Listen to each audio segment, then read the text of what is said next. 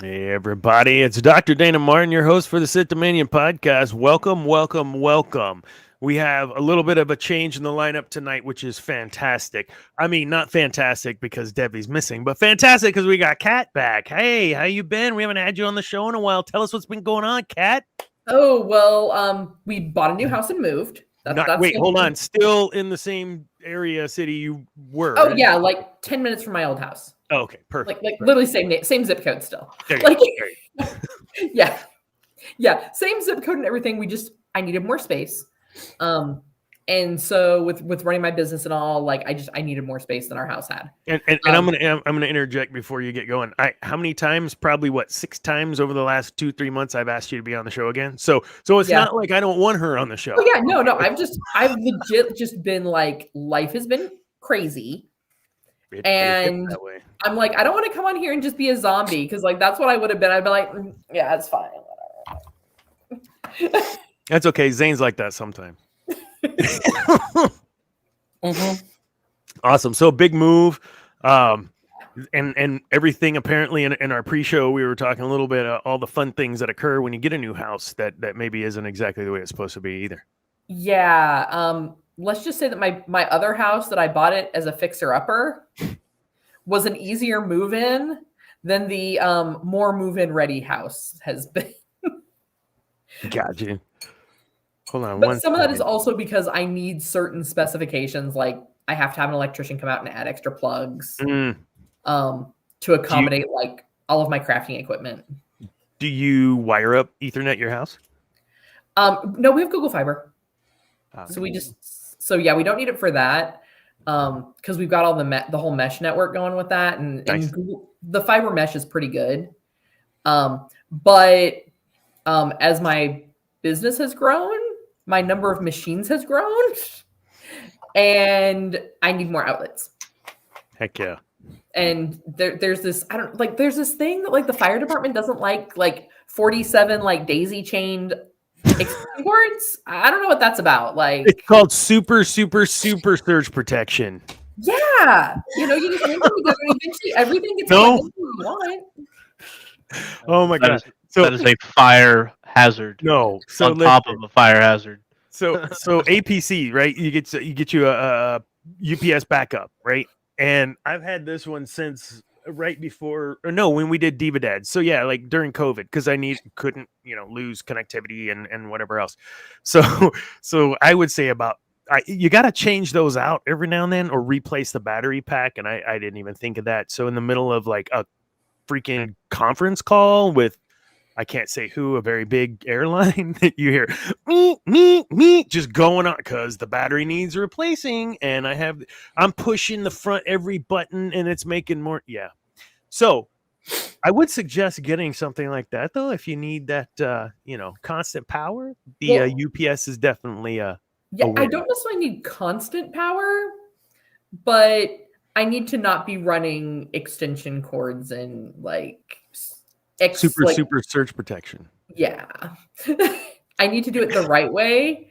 Otherwise, I'm going to be like, I don't know if anybody else has seen it. It's this electrician on Instagram. He does a reel and he's at this one's house. He's like, so who did this wiring for you? Oh, my nephew. He's an electrician. Oh yeah, he did his house burn down. Like 2 years ago. Wait, how did you know his house burnt down? Like, I'm trying to not be that person. God. My goodness. Well, great to have you back, Kat. Looking forward to this one. This one's going to be fun. Who next? We'll go with Cam. How was your week, Cam? Hey, man, just building Legos and reading Lord of the Rings. You know me. I'm a simple guy. That's all I do, man. That's all you do? I don't do nothing. Yeah, well, okay, but we were talking about some Legos before. Do you have a build that you're working on or about to? No, I'm waiting for the new sets on May 1st to come out. So, yeah. Which one are you most looking forward to? Probably the pod racing diorama. I'm not a big fan of the dioramas that they've come out with, but I'm looking forward to that one. Yeah, for all the 5 fans out there, if you're looking for a gift for my birthday is in May. I would, the throne room Lego diorama. I'd be fine with something like that. That'd be cool. If you're looking. If you're not, don't worry about it. What But about if you you, stumble Zane? across that set, Oh wait, what?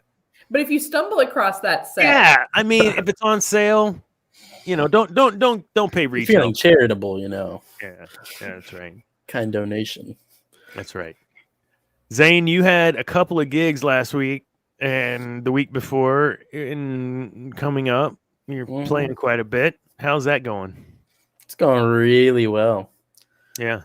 Yeah, we're actually going to be recording an EP this Friday. Nice. Up at the THC in Austin. Nice.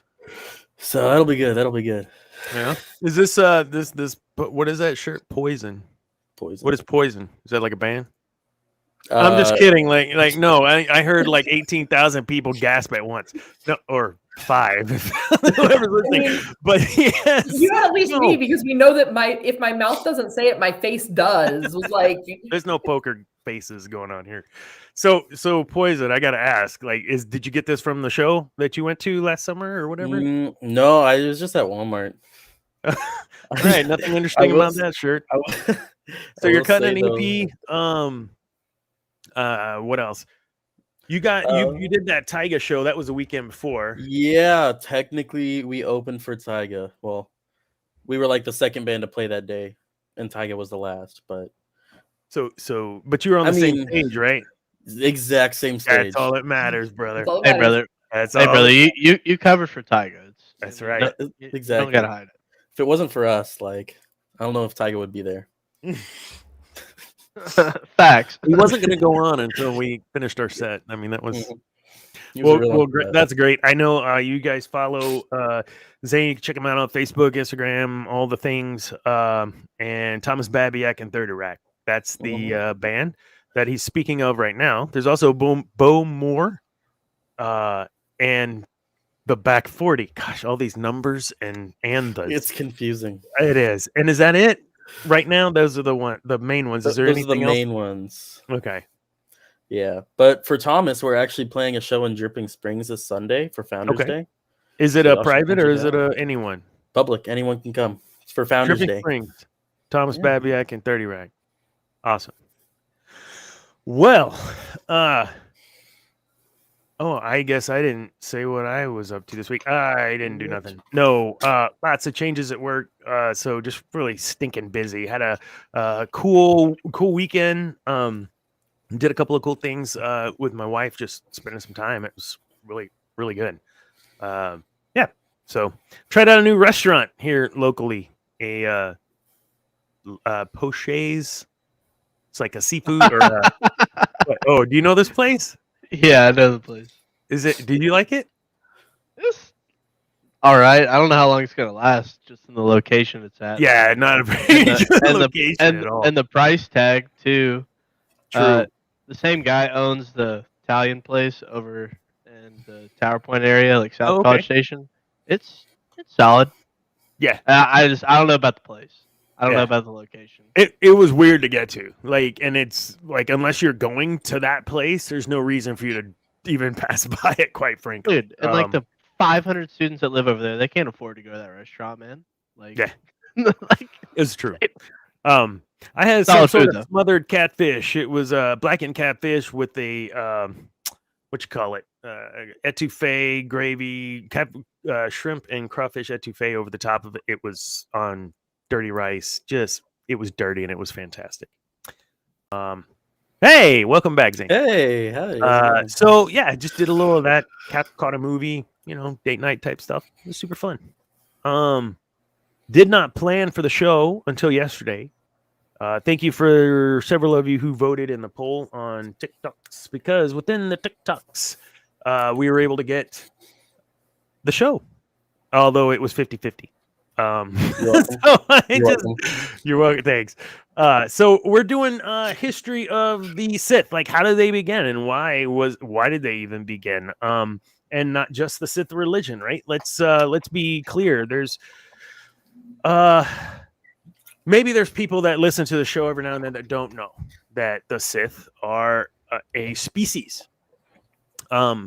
Zane, do you want to start with that? Talk a little bit about the Sith species. I think there's a lot of lore in the SWTOR games that maybe, I don't know if you want to start by touching a little on some of that. Well, a lot of what we know on the Sith species, specifically before contact with the Dark Jedi, nowhere to be seen in SWTOR. However, it is talked about in like whatever book that is, like Lost. Lost Tribes of the Sith. Yeah, I'm pretty sure it's touched on in there. And basically, they were they mostly resided on Korriban because it had just this holy dark side, just presence, right? And it was actually the reason why the Sith were so connected to the dark side and powerful is because it was not a symbiotic relationship, but they both gained stuff from it, basically. So what would happen is the Sith would actually consume the dark side energy. It's weird, but they would use it for sustenance, and in turn, they would be able to use that dark side power a lot more. And if I remember correctly with Korriban, wasn't there like a mineral in the core that basically helped to radiate that out? I'm pretty sure there was. Yes, like kyber crystally type, like that same aura. Yeah, absolutely. Absolutely. Cam, when it comes to Sith and Jedi, I know that we've had many conversations. Fundamentally, early on, let's kind of shift a little bit. So we have Sith species and Sith religion. When it comes to the Jedi breakaway, I don't know how much you know about that, and if you do, I'd love to hear your thoughts on that Jedi Civil War. Excuse me, in the Dark Jedi. Bit of all of that beginning. Sorry, excuse me. I'm gonna mute. No dying. There's paperwork involved. Yeah, man, you can't die. It's the wine and the vape, maybe. But no, I mean, I know a little bit, but I mean, I really liked how tough the Sith were back then, just ruthless. I mean, they were just ruthless compared to the Jedi, and I think SWTOR really captures like the really captures that really well. So, but in terms of the whole intricacies of it, I'm not too familiar with it. It's all good. The when I think about how there was a solo girl, the infighting with the Sith as well, sure, and when we see today's Jedi and we see how 1,000 years of complacency, and we've talked about it quite a bit with Yoda, etc. When you look at kind of the great schism or the great Jedi, not schism, that was a Sith thing, the great Jedi, like where do we find that history of the Jedi, right? And how is it that those parts, do you think that's stuff that I'm trying to get to this question? Do you believe that we are still in the process of creating some of this lore from where did they come from and what are they truly about? Or do you feel like that is something that's kind of laid in stone based on where we've seen the Sith heading? And I'm talking about like the way they used Kylo Ren or the way they used Snoke or the way they used moving forward. Do you think there's enough material? Do you think there's enough out there that they're going to say this is eventually canon? Legends? Yeah. They'll never do on that. On the Sith part, right? No. They're going to make their own version of it, even though there's no source Hopefully material. it's similar. But Well, I mean, so they'd have to go far into Legends to do it. Yeah. Because if you get into Legends, there's a lot more talk about it, but you have to kind of piece it together because it's like a chapter in this book and a chapter in that book and a chapter in that book. And I'm just not sure if they're that literate that they're going to actually pull the pieces together the way they should. I mean, we're barely getting them to acknowledge Bane and Revan. Right. So you have other mythos like Harry Potter. Right? We know the origins of Slytherin, and I'm using them as the Sithy type of example. Right? Often misunderstood. But you have a very solid. This is how, in a canonical way, this is how it began, right? When it comes to before we had Sith and we had just Jedi, Dark Jedi, I want to circle back to that because I'm a little nervous about how we're going back in time with the Acolyte a little bit. I'm a little nervous with Camp Smile. I'm a little nervous because I think some of this stuff is already in the mythos and doesn't need to be touched. Specifically the Jedi Civil War stuff. That's huge. The Dark Jedi, the big push to out from the inner worlds, where you had Force users literally just kind of willy-nilly just like, how do you feel that harmed or helped either side in this war? And I know like Mandalore got caught up in some of it, and it's just, yeah. So that's where I'm kind of thinking, you're talking 5,000 years of civil war. Yes. Yes. Like, you could do an entire movie series. You could do 12 movies on the 5,000 years of the Jedi Civil War. Are they going to do it? No. They're going to bring like, and I mean, I'm with you on that. They've stayed away from the Sith for so long. Yeah. But they've started to realize that, like every Disney fan base, we all started out as children wanting to be Disney princesses. Yeah. But the older we get, we realize we're the villains. 100%. But I think that's kind of what they're realizing is their fan base started out as little kids who all wanted to be Luke Skywalker. And now we're like, nah, we want to be Revan, bro. Yeah. We want to be Ventress. Yeah. So I think they're trying to pivot that with the Acolyte. Mm-hmm. And I mean, we're on the air and I'm trying to not get this too far into like RuPaul territory. But like, I mean, that's the only saying that comes to mind is don't F it up. Don't F it up. Yeah. I'd like to put it out there. I'd still like to be Luke Skywalker. Jedi Luke Skywalker. That's good for you. With we'll let you stay. When we look at comparatively to the current canon, when the Jedi were so blinded they kind of screwed up things for a lot of people, right? 5,000 war of infight, 5,000 years of infighting between the Jedi, Dark Jedi, etc. That's going to cause some grief across the galaxy. Does that help you maybe justify why so many people willingly, so many planets willingly join this? There were a lot that joined, like the Separatists, right? They just joined because they're like, this is BS. Do you blame them? No. I mean, what was it not that part of it in what we know as canon? The whole Civil War there is we're done with the way you guys are doing shit, right? I mean, it makes sense, especially in those outer worlds that were kind of ignored by the Republic. Sure. They were ignored by Coruscant because, I mean, think about it here. Like, we see it here in Texas. Mm-hmm. Like, the big cities get all the attention, and the small cities just kind of like, oh, do your thing. It's fine. I mean, it's the same thing with when you're talking on a planetary level. Yes.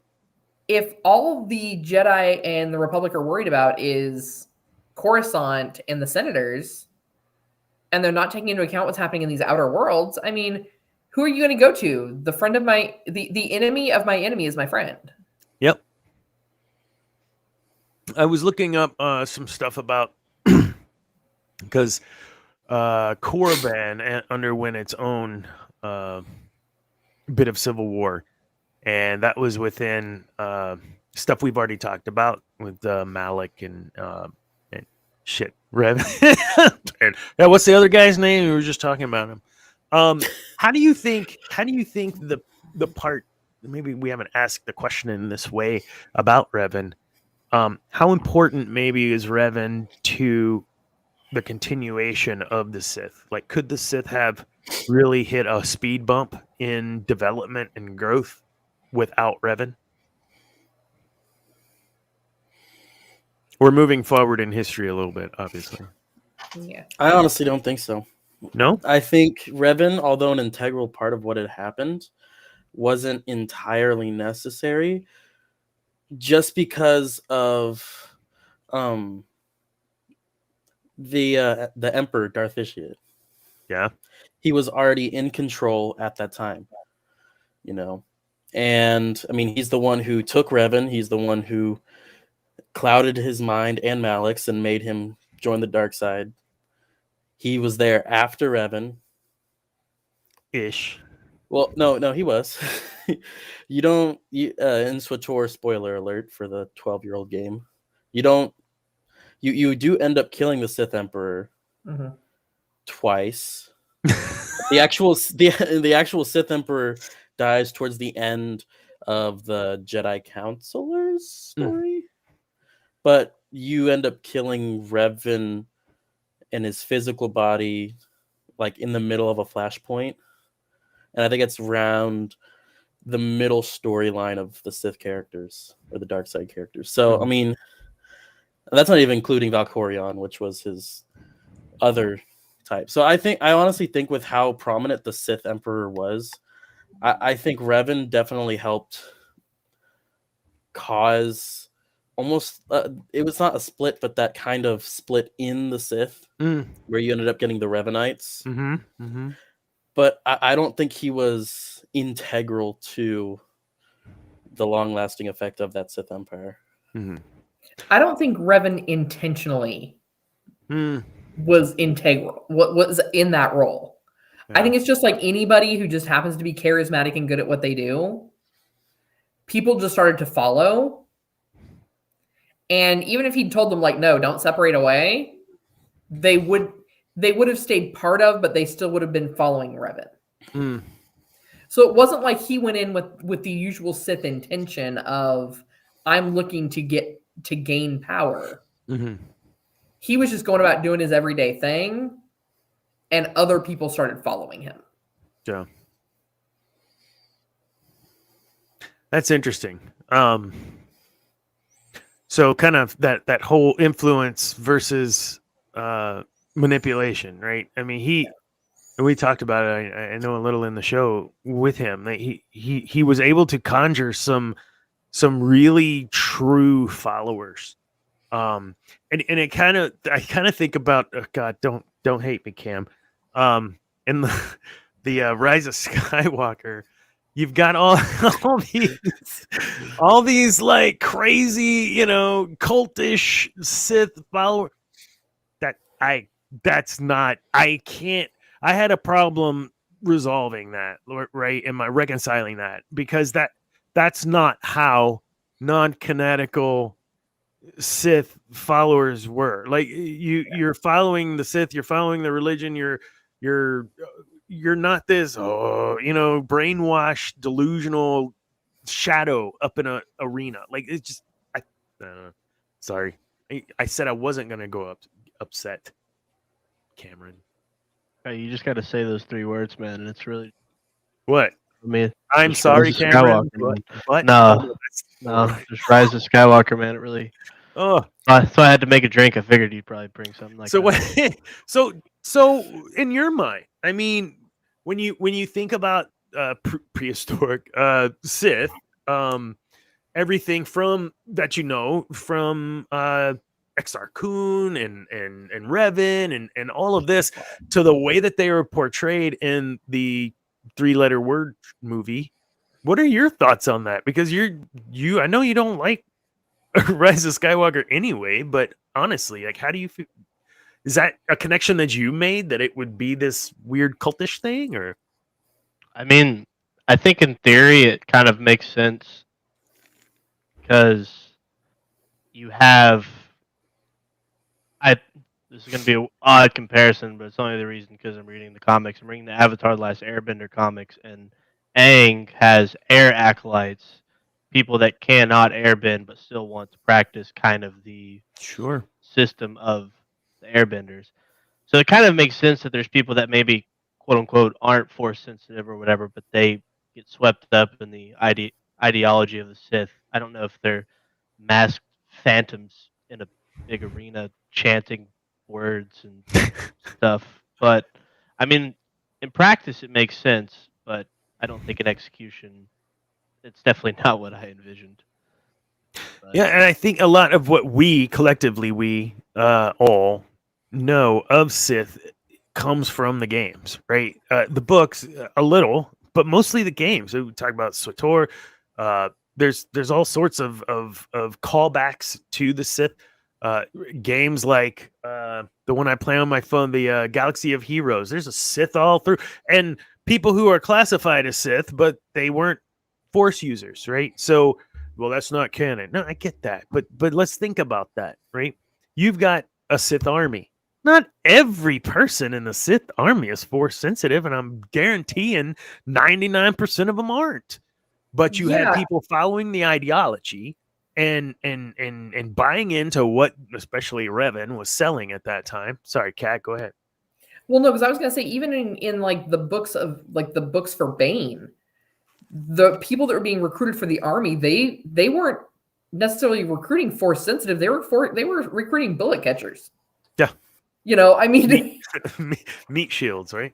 Yeah. Yeah. I'm a meat popsicle. You know, Nice. I like the throwback. That was nice. Yeah. So, you know, there are plenty of people out there that were, we'll call it sympathetic to the Sith side. Like they weren't necessarily culty, but they were sympathetic to it. And in some cases it was because, well, they're not asking me a lot of questions about my past. They're going to give me 3 square meals and they're going to pay me? Yeah. Where do I sign up? Yeah. The Sith troopers, some of the most feared troopers in the galaxy from the past. Now the new Sith troopers, okay, whatever. But no, absolutely. I'm sorry, Cam. I can't help it. Those red Sith troopers are badass. But it's like a whole target.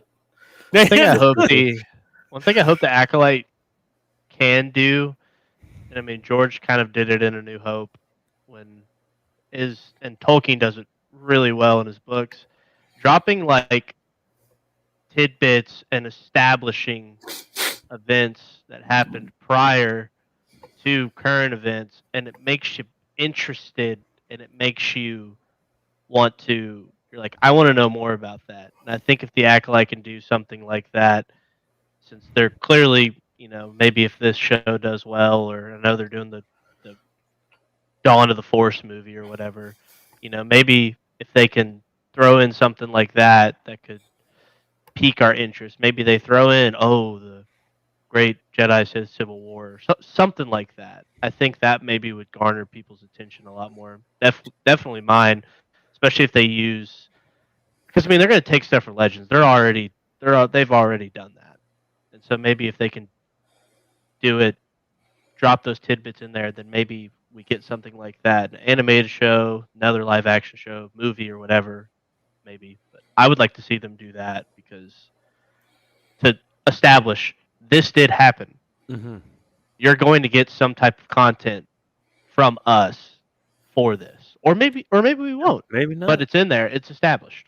We had to wait 30 years to know what the Clone Wars was, and man, when we heard that, we were like, "What the hell's Clone War? What do you mean your dad fought in a Clone War? What? What's a clone? What's a spice freight? What?"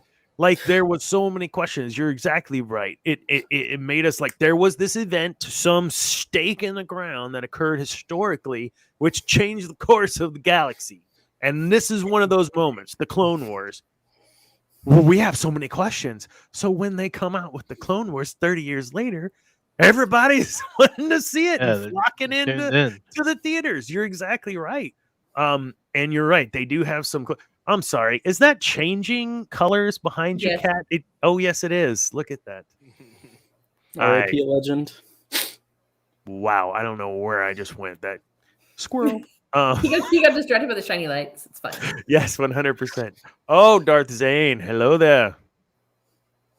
Kenobi. How are you doing tonight, my friend? That's great.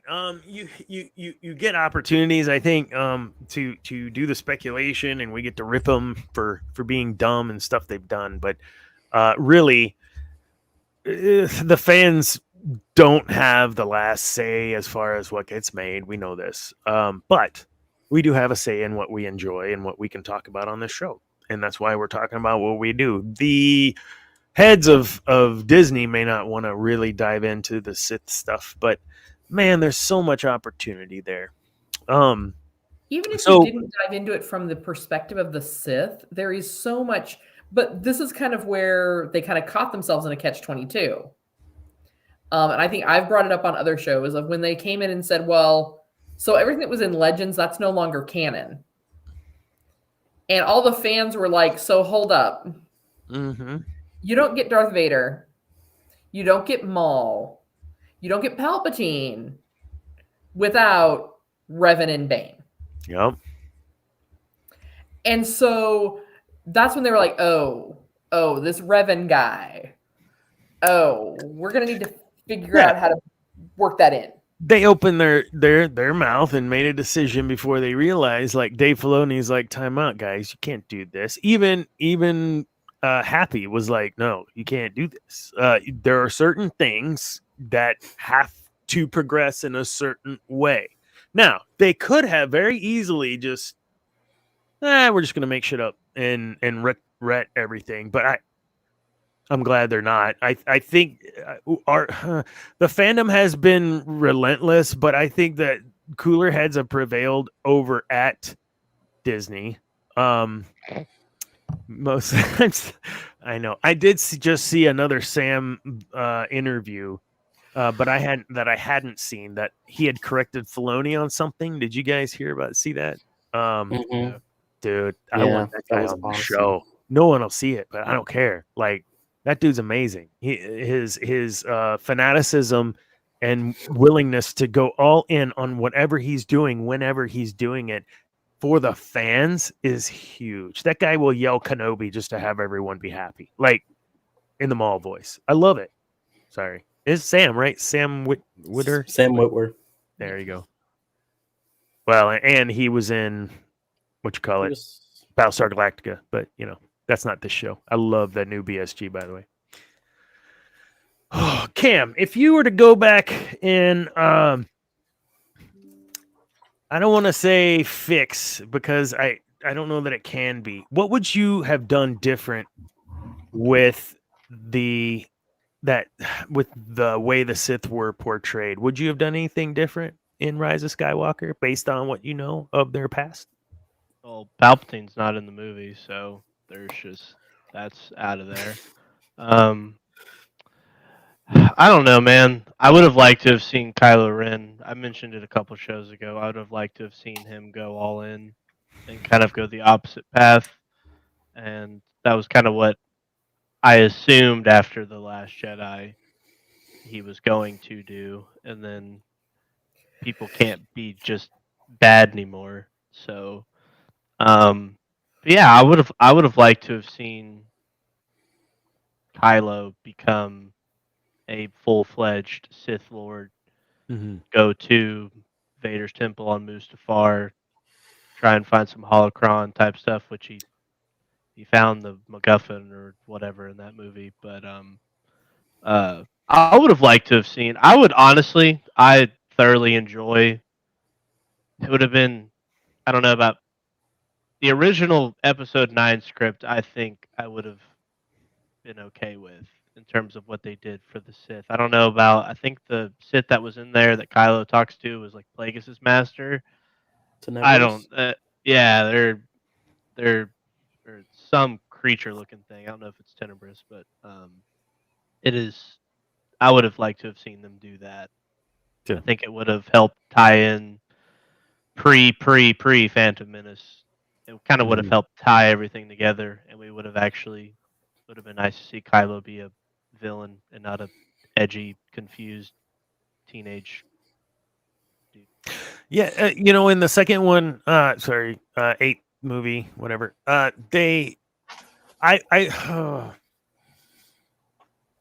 He was a Disney princess.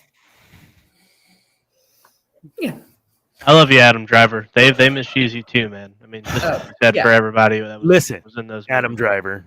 Okay, I always apologize. It's not you, Daisy. It's not you, Adam. The way you mistreated, what's his name? Hux. Throwing him up, tossing him about. The way that Snoke, you know, ran him all over the place. Like, come on. Oh, Vader, he yeah. Subtle. Tiny little force choke makes everybody in the room stop. You don't have to make an example and toss someone about. That's piss poor leadership. And Vader knew it because why? He was a freaking general in the Clone Wars. And I don't think people that were writing that thought that piece through. They made Kylo Ren this whiny little turd that didn't get his way, so he, you know, threw a temper fit and threw someone around the room. What? I can't think, and maybe it's my lack of not reading everything out there or seeing everything out there concerning Sith. But the way Sith have been portrayed, to me, my perception up to that point was, oh, you don't mess with them, but not because they're going to toss you about like a rag doll. I mean, they might force choke you. Like, there's this awesomeness to the stoicism that they bring. Even in their charismatic way, there's a stoicism there. I'd like to talk about that. What we have in the past as a design of what a Sith is, even up to Vader, to what we got in Kylo Ren. And this does have to do with this topic of, you know, the beginning of the Sith. How are they built? What were they? Does this fit what we know of Sith? And there, now you guys go nuts. I mean, that's always been a Sith thing, is to be charismatic. Yes. And know what's up. The Sith are very, very charismatic people. Like, that's part of the Sith, the manipulation side of the Sith, so to speak, that they're so well known for. Sure. Is people follow them blindly because they're charismatic leaders. Yeah. They don't follow them out of fear. No. Not and initially. That was kind of the way they made it, even in like maybe it was The Last Jedi. I don't know. They were also terrible. Where he threw, like, he was in like one of the rooms, like throwing this fit, bashing Vader's helmet or whatever. Yeah. And like the stormtroopers are walking and they're just like, nope, we're just going to turn and go the other way. Like, yes, it was funny because anybody who's ever worked with someone who is that way, that's pretty much what happens too. You're walking down the hallway, you hear, oh, someone's on it. We're just going to walk the other way. Yep. Well, I want to call that out. That was a good point, David. But, and I'll say but here because you can't get on and defend yourself. The flip side is what I was just saying. That Anakin had life experience. Anakin had like leading people life experience, and Kylo did not. Knights of Ren. He had 8 guys, whatever. Like.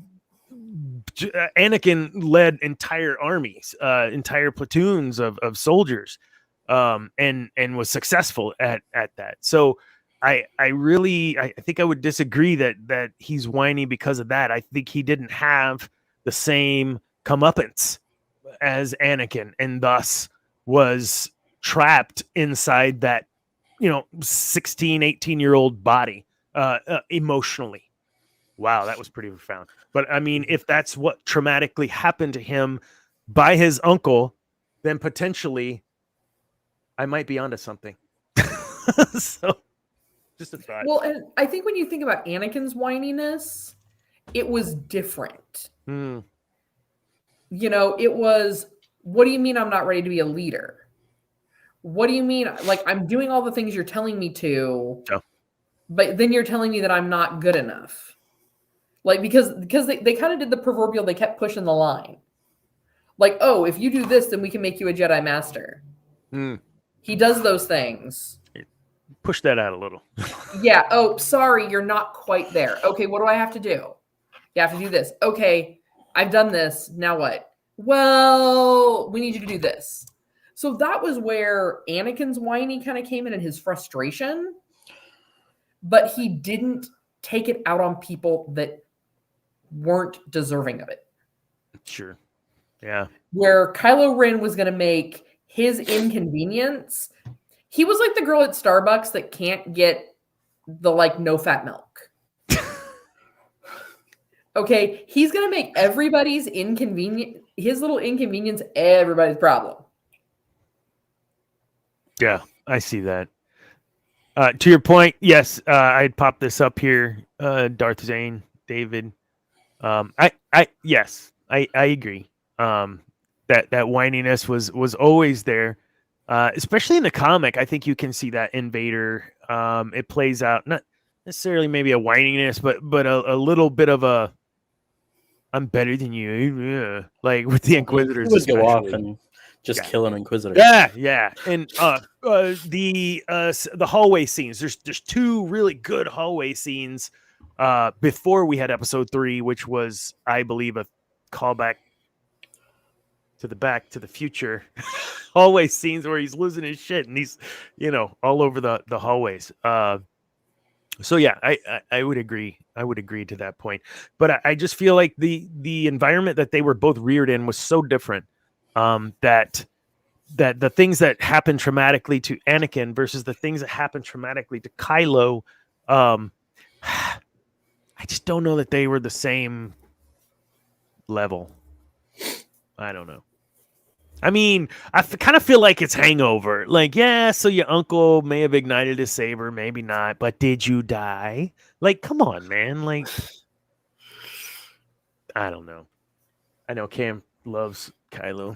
I have no idea what y'all are talking about. I'm just saying, like, Kylo Ren still has his original arms and legs. I mean, I know what kind of Sith has his own arms and legs anymore. Honestly, like, talk about following in the footsteps of your ancestors. Or Luke, Anakin. Yeah, Luke, Anakin. Like, bro, you have all four of your limbs. Be happy. That's a step up in your family. Like, so, Zane, we were talking a little bit earlier today about I can't ever say that name. Ajunta Paul. Yeah. Why don't you talk a little bit about give us some history? Because I don't think a lot of folks know. So Ajunta Paul was a probably human in the Jedi Order, right? This was before the Sith were a thing, right? This is back when it was the Jedi, and he was climbing through the ranks and doing his thing, but he slowly started getting into more of that sorcery, right? And for sorcery, as we know, is a dark side established thing, right? And the Jedi didn't like that, right? But why? Why would you limit your power? And so, go ahead. What Ajunta Paul was a part of is called the 100-Year War, or the Second Great Schism. So even at the time of his life, he had already seen the after effects of the First Great Schism, which all you need to know is people tried to split away and fight in fighting, and they died. But the Second Great Schism was a lot of these ideals pushing for the more powerful side of the Force, trying to get into that more often.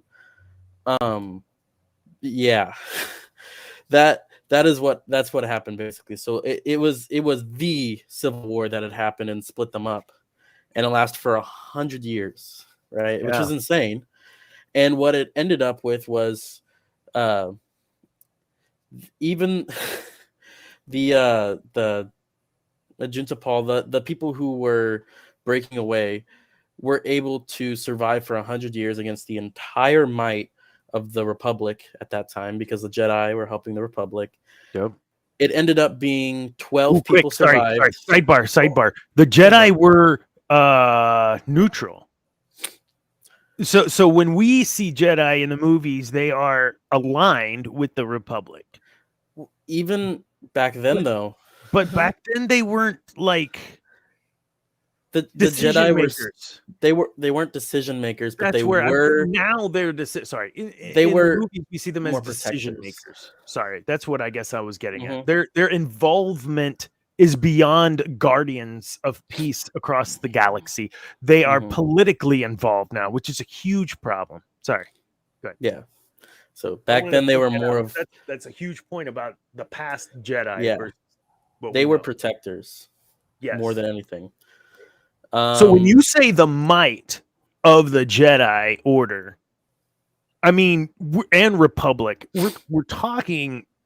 The scope of this is insane because you have not just the Jedi are a part of the Republic. It's not like that. It's two groups, like huge groups of people. Sorry, I get excited because man, the Sith are badass.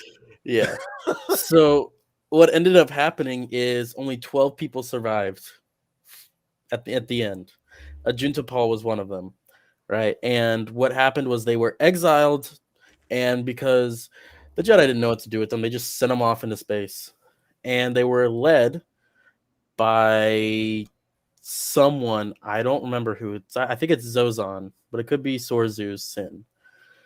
Random names. But they were led to Korriban, where they met with the Sith, right? And they were welcomed until Ajunta Paul was like, I don't know about this. I think we could do better. And that started its own civil war on Korriban. On Korriban, yep. Where they were able to get more people, even Sith people, to join their side, and they ended up winning, right? So that's where the term Lords of the Sith come from. Lords of the Sith not being a Sith Lord, but being a Lord over the Sith. So Ajunta Paul was like very big. Up until he wasn't even mentioned in KOTOR. He was. Yes. In KOTOR. Yeah, not SOTOR. KOTOR. Not SOTOR. Not SOTOR, KOTOR. And even then, like his whole once he died, and you see it in KOTOR, he talks about how he had been, obviously he died, but he dabbled in sorcery, so he had been living and seeing all that had happened through the Sith, and realized that what he had done caused all of this infighting, right? And even the very first Sith Lord was redeemed. Isn't that crazy? Well, I think the common misconception with Sith and Jedi is good and evil. Yep. Because it's not. But that's not what it is. It's not that simple. It's two sides that see a different way to use the Force. And unfortunately, there's no such thing, I think, and we equate this to today. You're either red or blue, and if you're in the middle and a libertarian, you can't make a decision. Like, no, like you can't look at it in only the Sith deal in absolutes. I'm sorry, Obi-Wan, but do we need to go through the list of your absolutes that you've said that is canonically in the movies? Sorry. But no, you're exactly right. Cam, I know, Kylo. I keep going back to this Kylo thing because I feel like they did miss out on an opportunity to tie in some things, and I say that because they touched on the whole influencing remotely, right? I was every voice in your head, blah, blah, blah. We know from Expanded Universe, this is a thing. We know they can communicate. They, Sith ghosts, what have you, they can communicate. We know Force ghosts can. What a blown opportunity. But I want to come back to ask you more about this, because I think how would you have done that one bit differently, would you have thought that maybe it would be better for them to explore that? Or do you think it's a good stick a pin in it and revisit it like the other stuff? So this whole communicating across the galaxy, force, whatever, I've been every voice in your head. How do you reconcile that in your eyes? How would you have done that differently? Or do you think we should go back and revisit it like we did with the Clone Wars piece? I mean, unfortunately, since it's what we got, I think that would be the best way that they could maybe redeem that. They might be able to redeem Kylo's character in a way, or make his, because clearly what they showed with him, turning back to Ben, is he was just conflicted, which I think some of his issue, because he thought he was having to continue this legacy when he's talking to the helmet in the movie. I'm like, you don't know it. Did your mother, father, uncle, did they not tell you that your grandfather, yes, he was a horrible person when he was Vader, but he was redeemed by your uncle. Yeah. Like there wasn't any vision, right? But anyways, like I would have liked to have seen in 8 them, or even in 9 when Palpatine tells him that, maybe Kylo recall that when he's, I don't know, sitting in his TIE fighter or something. Show how he was manipulated. Show how he was dealing with these conflicting thoughts of like, because clearly he didn't feel like what he was doing was correct, and I would have liked to have seen them show the conflicting emotions he had, honestly, show him dealing with the aftermath of him destroying Luke's temple and killing all the students, and show that, like, give depth to his character. Well, give depth to any character in the sequel trilogy. That'd be a great challenge for Lucasfilm. But I mean, just give us something. That's a great point, dude. I mean, people would watch. I think if you did something like that with like an animated Luke's Jedi Academy, but it's really heavily like the kid focused, which would be tough as a Luke fan.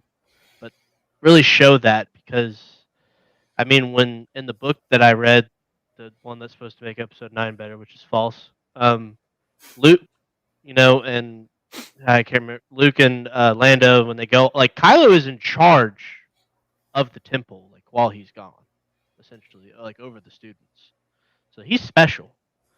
And it would have been, if there's any sequel trilogy character I'd want to see, I'd like to see them do a animated downfall of Kylo Ren. Yeah. Add the depth. Yeah.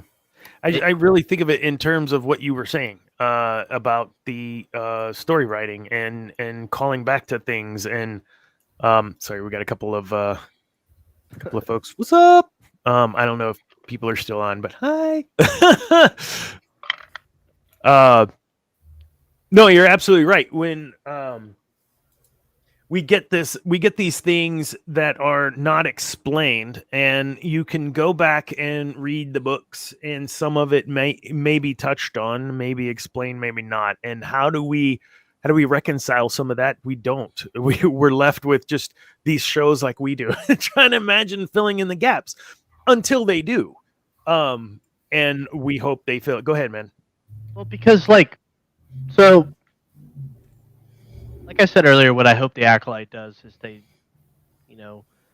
establish what has happened, right? They say events that have happened. Like, they don't really need to go in depth in that moment because it's not pertinent to the story. What Palpatine says to Kylo in Rise of Skywalker is a pertinent part of the story.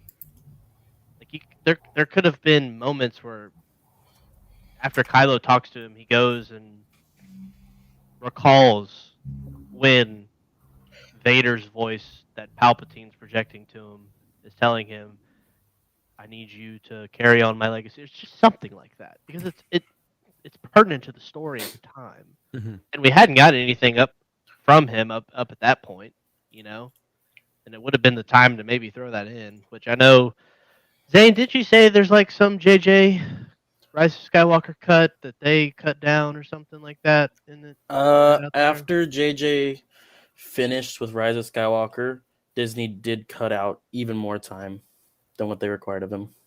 They'd given up by that point, I guess. But that, like, stuff that's pertinent to the story, such as the manipulation of Kylo Ren. No, Rose isn't pertinent to the story. But like, showing the downfall of Kylo Ren would have been good to see. It would have. This is where I say Disney's a liar mouth. We don't have content. The very fact that you brought up, I was all the voices in your head, means that you just drew from the Legends stuff.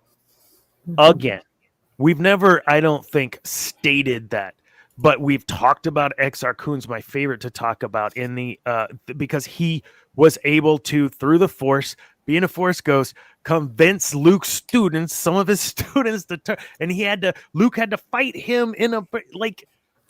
So don't tell me you don't have content, and don't tell me you ain't using the content, because all you did was paraphrase. You used AI, and then you paraphrase what AI told you. Honestly, they need to stick to the content and quit trying to appease a foreign market. Man, Because money. What's your motivation? Yeah. I mean, storytelling? That was Lucas's not. motivation. Yeah. The motivation's on storytelling. Do we get to tell George, you became the very thing you swore to protect? Like, is this where we say that? Because we know we've thought that, and other people have said it. Well, I mean, yeah. I mean, the thing is, though, I mean, he sold the rights off. I mean, there are certain rights he kept. I still say he's mad about some of the storytelling. He has to be. It's his baby. Yeah. Especially with some of these characters. I mean, Kylo Ren, there were so many great characters that came into that trilogy that they did nothing with. What did we show on the thing last week? How they missed out. We showed that tweet from Mark Hamill last week where they had the picture in the Falcon with everyone. And it's like, what? Pull up that man's Twitter account. Yeah, you missed the opportunity, man. You wanted to sell, you screwed it. You screwed up. Mm-hmm. But I think, to your point, Cam, I don't know that they care. I really don't. They don't care, man. It's just it's a IP that they want to make money off of. There's nobody in that writer's room. Filoni may care, but his voice doesn't matter. There's nobody in that writer's room that cares. Disney, as a whole, as a company, has made it clear what their objective is, and Hollywood in general has made it what their clear objective is in terms of making content. And I think it's disrespectful to AI, man. I think AI probably could have made something better than the sequel trilogy, honestly. That's why when they were having this writer's strike, I'm like, dude, honestly, there's like, if we're thinking about it, dude, there's no good movies. I remember when my wife and I used to be able to go to the movie back when we were in college, just on a random Wednesday and see something and be like, that was pretty good, man. All right, listen, I watched Arthur the King this weekend. It was really good. I mean, it's Mark Wahlberg, but the dog was cool. It was good. Yeah, like there's nothing good. I'm like, why are y'all striking, man? I understand I understand why they're striking. But like, let's give AI a chance, man. Right, they're redoing another one, The Fall Guy. It's coming out. You know, just keep redoing shit. Yeah, I mean, Debbie's movie, she was all mad about they're supposed to be redoing. That's because there's no original thought anymore. So we know, and we're not stupid. Like, we know George pulled from all sorts of mythos for his stories. Okay, there's nothing wrong with that. Very original character development. But we know those characters. I think I love I always go back to Freddie Prinze Jr., but he talks about Cephesus and Maul, and this is who he is. And if you understand mythology, you know this is the character, and he's never gonna win. I'm gonna get emotional, which is why that one scene and freaking where Kenobi and him face off for the last time is so heartbreaking, because for him, he knew what his destiny was. He just wanted to know, was it true? And if you don't know what I'm talking about, just go watch that. Just look it up. Obi-Wan and Maul's last scene. Really good. storytelling, but who wrote those? Who wrote all of those Rebels or not Rebel? Yeah, Rebels. I think that was still before it went over to Disney. Was it? Yeah, it Rebels? was. Was Rebels, it I thought was the first thing that was made after. Yeah, because Maybe it was. it was a Disney XD show. So. Oh, you're right. Mhm. You're Yeah. right. I was thinking of that terrible thing they made, Resistance. That was terrible. No, it Ugh. was in Rebels. You're right. Don't mention You know, Resistance. what do you want to see from the Sith, man? What do you want to see? I want to see. I truly believe Sith are the most human of any characters in the series. I know Luke is a favorite for many reasons, but his struggle is key in his father's saving. Does that make sense? Like his own struggle with his place in the galaxy, his struggle with his love for his father, his struggle for his hate that he started to develop for the Emperor, all of those things. I want to see that, but I want to see how it impacts an individual. And I don't like how they did it with Anakin. I don't. I don't think they capitalized on it in the best way they could. It is tragic to see Anakin Skywalker after he destroyed all the separatist leadership on Mustafar. That one scene, I know, dumbass tear in his eye. But that is tragic because at that moment, that's the first time we see. Oh no, second time we see the Sith eyes. No, first time we see the Sith eyes is on Mustafar, and then the very next time we see it, he's still on Mustafar, but now he's looking out above, at his burning world. It was a missed opportunity because a person losing. Oh fuck. A person losing all they are, that's hard to put on screen, but it's been done before. I don't think they did it right. I want to see that. I want to see a person so broken, so much in pain that you understand why there was no other way. I didn't feel that when Anakin turned. I didn't feel that he really felt there was. I mean, he felt there was no other way. But me as the viewer, I thought there surely has got to be another. This is dumb. Don't do that. I want to see that times 10. I want to see the real fall of a person. And maybe there isn't redemption. Cam, you've touched on that in the shows before.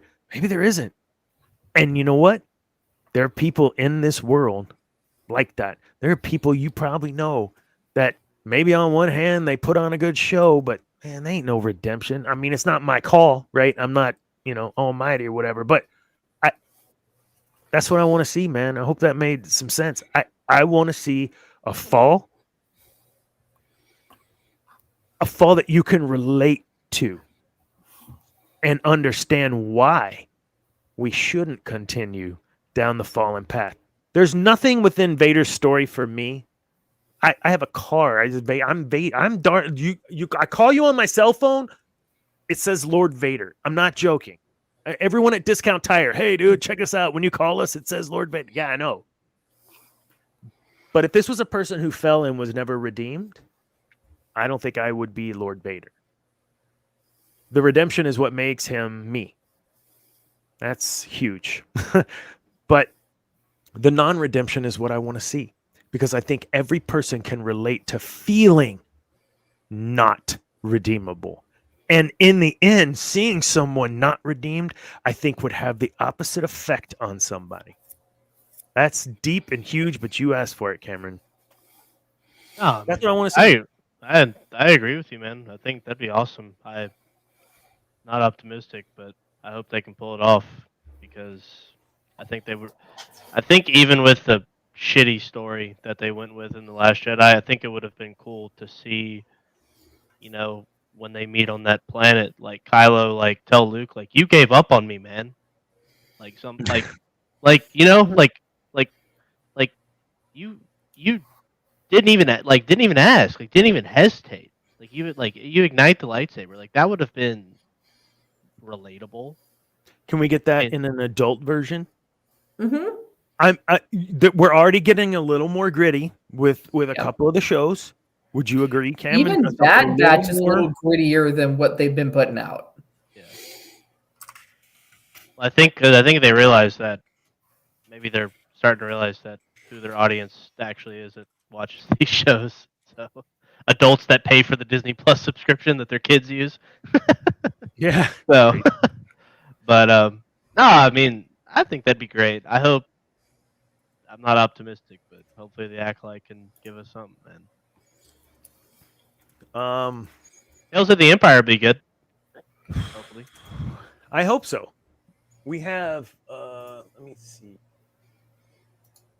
I'm going to play a video here in a moment. Not this moment, but here in a moment. But I need to find it. So this has been really good. There's so much I think we'll be able to touch on more as we get into Bane and Rule of Two and stuff next week. Come on. Show me money. So way back, I don't even know. Like some of y'all may have been like 2 years old. There was a Star Wars on Cinemax, and they were going to play back to back the first 6 movies. It was before Rise of Skywalker, all this, or all the other ones came out. And the advertisement was Coldplay, Lights Will Guide You, and it was put together all this montage with Anakin. From Anakin to Vader, and it was insane. Like if you love Vader, I'm trying to locate it so I can share it real quick, because it's one of the most incredible thing. And I'm not even a Coldplay fan. Like that song's ridiculous, but yeah.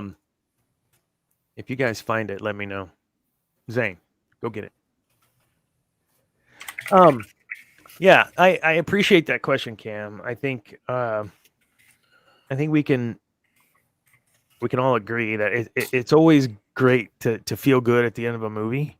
What made Empire so striking emotionally was that where was the hope? We just had a new hope. And it was amazing, and it was a ride. Holy crap! We had lightsabers, we had Jedi starfighters, we had freaking blown up a Death Star and go kill count 300,000. But that next one wasn't like that, and humans are drawn to the story of struggle. Name a movie where there isn't a struggle, right? I mean, a story, there isn't a struggle. It's all about struggle. Has anyone found that? Did you find that, Zane? Almost there. I know you love it. Coldplay. I don't know why it's not in your playlist. Working hard, man. Okay. Kat, when it comes to Sith and your historical repertoire, what is it about the Sith that you feel would be important for anyone casually listening? What is it about the Sith that is important to know? They're human. I mean, ultimately, if you think about humanity, yeah, the Sith, they know they're flawed. They all know they're flawed. They know that they're vain. They know that they're greedy. They know that they're power hungry. They acknowledge that, hey, these are my flaws. They don't try and hide it. They're not masking. They are what all of us ultimately wishes we could be. I mean, how many times have you wanted to just been like, I'm having just like the worst day ever. But people are like, hey, how's it going, Dana? And you're like, oh, I'm great. Yeah. Like, no, you're right. Today, I won't go into too much detail, but our family lost somebody today. And I only met the individual a couple of times, but it's tough. And when you look at Jedi, no, uh, rejoice in the loss that they're now one with the Force. Yes, that's great to say. But Anakin grieved his mother. Okay, humans grieve loss. Humans have attachment. Humans, as you said, are very well represented by the Sith. Very well represented the feelings that we have. Very representative of the motivations that humans can encounter. I just don't know that walling yourself off from connection and emotion is healthy. I don't think it ultimately led to the demise of the Jedi. I mean, with the Jedi, they don't. Like, you see the attachments. You see it happening all the time. So you see it literally living a lie. But they're flapping their gums some other way. Hypocritical, man. Yeah, the Jedi are the highest form of hypocrisy. All right. We got this, y'all. Thank you, Zane. I'm going to play it. I didn't even look, so I hope it's the right one. It looks like it. We'll find out. I saw the original. Hold on, before I do. Have you guys seen this? Have you seen this, Cam? It was before my time, man. It's been a long time. I think I may have seen it. I think it was like 2006 when it came out. But yeah, I remember you showing me the YouTube video. Of course, I showed you this because you're my son. I mean, I have merch from the '97 movie launch. I mean, good for you. I probably saw it. I pirated Pod Racer. I know, like it was amazing. Whoa! Piracy is not. Hey, we do not condone that. No, hey, that's fixing to become more common now, man. Let me tell you.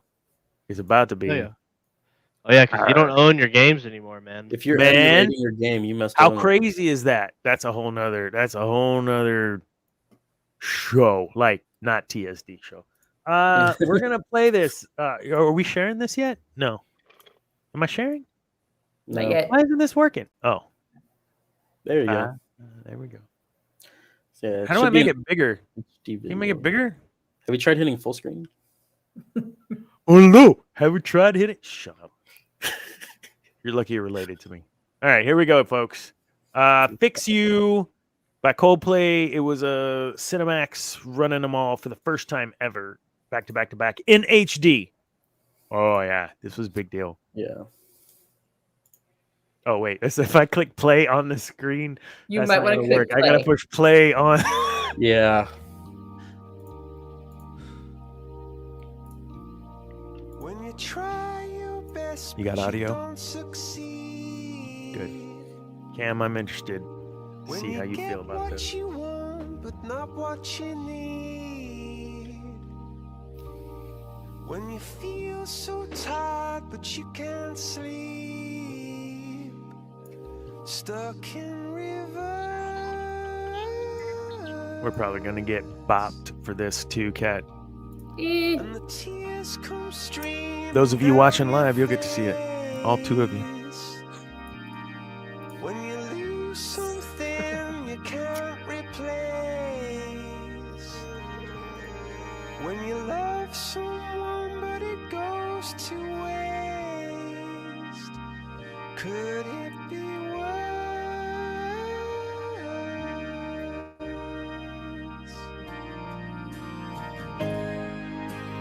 Lights will guide you home and ignite your bones. I will try to fix you.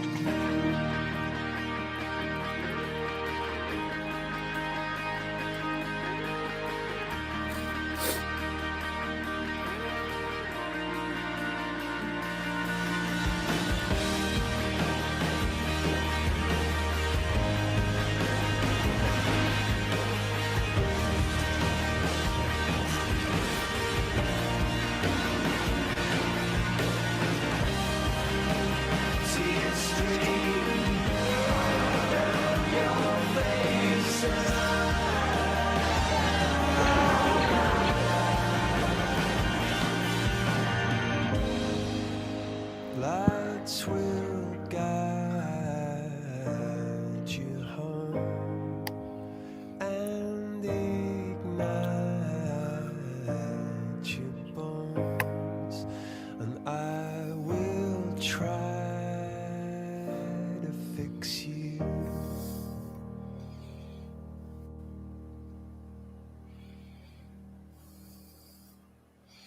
I mean, I kind of feel like they showed more of 1, 2, and of 4, 5, and 6 than they did of like 1, 2, and 3.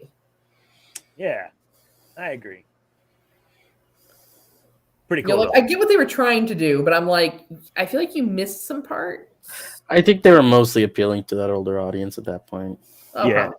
Because I think Zane, you were 2 at the time that came out. Around that age. Yeah. So, but you know, seeing that, I got real hyped to watch the first 3 again, and I did, and it was awesome. Of course, I own all of them. I think we collectively could agree. And correct me if I'm wrong, but there just needs to be a little more relatability to some of the characters. You know, Cam, you've mentioned it. It's hard to relate to Rey. It really is. It's hard to relate to Kylo in the sense of I'm trying to live out my grandfather who was already redeemed, and then, but like my uncle tried to kill. Like I can't relate to that. I just can't. I can relate to being, you know, a guy in the middle of nowhere with adventure on his mind, Luke Skywalker, right? I can relate to Anakin, who, you know, lost someone close to him, had a close friend that he felt maybe didn't quite believe in him the way that he believed in himself, but then also looked up to him. And we've all had those people. Cameron, you say it all the time, relatability in those characters. So what do we want? I think we talk it to death. We want relatability in characters. We want humanization of characters. We want to understand wholly that these are people, alien species, whatever. These are folks that go through shit, and we as the story receivers have to be able to relate, or we're not gonna buy the merchandise or watch the movie. We keep going back to the Acolyte. We really hope there's going to be a little of this at least in the Acolyte. We talked earlier on. Go ahead. Ahsoka. We started to get a little bit more of it in Ahsoka, a little bit more relatability. Yeah. So maybe someone's finally realizing, like, hey, why aren't people binging these the way that they used to binge the old stuff? Well, maybe because your character creation sucks. Well, and let's not talk about the pacing of Ahsoka. That was the slowest show ever. Yeah. I appreciate how you were being intentional about delivery of these lines, but come on, man. It was slow. And now I feel like I'm just complaining. But what are you going to do, man? Preaching to the choir. Yeah. They should have done it animated, man. Sabine was probably my least favorite, and I loved her in Rebels, but she was my least favorite character in Ahsoka. Which I understand why they're all in a boo-hooey, dark mood.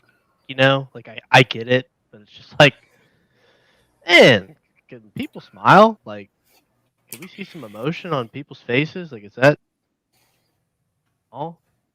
Yeah. I love Darth Zane's comments here, the last 2. I wonder if you're unable to relate because you're not letting yourself relate. People are so used to legends and the stories that they already had that when something new is thrown at them, maybe subconsciously people don't want to relate because it's not something they're used to. I would agree to a point because it is new. However, we've talked on the show quite a bit about I wasn't an orphan. I wasn't someone who magically just had a bunch of skills. I just have a hard time. I love Daisy Ridley. My God, I've written an article Fur, you know this. But I think there's a lot of potential for that character still. It's just hard to relate. Kylo Ren, again, I had a hard time relating. I love him, and I've done a whole article on him too, and a show on him where I gave high praises for some of the bits of the story arc.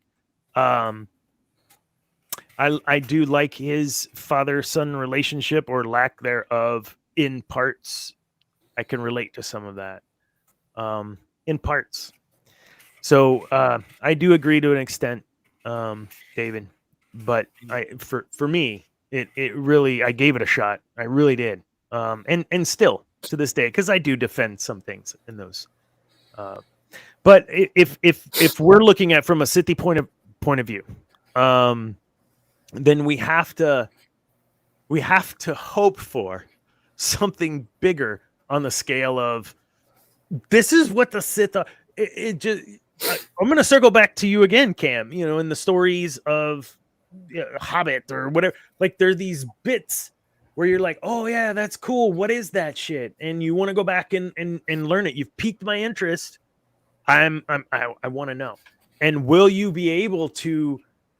Will we be able to get that? I hope so. And we keep hoping for Acolyte, and we talked that one to death too.